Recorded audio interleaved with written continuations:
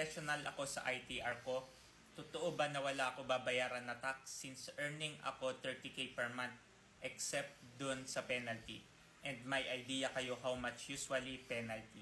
Ang non-taxable income po is 250,000 per year.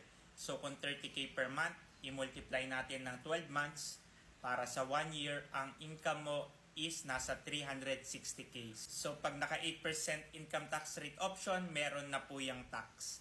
And also makikita mo naman po sa ITR, nandoon naman naka-indicate kung magkano ang tax na babayaran mo. For the penalty, kung annual income tax return year 2024 yan, sa April 15, 2025 pa po ang deadline, so wala pa po siyang penalty.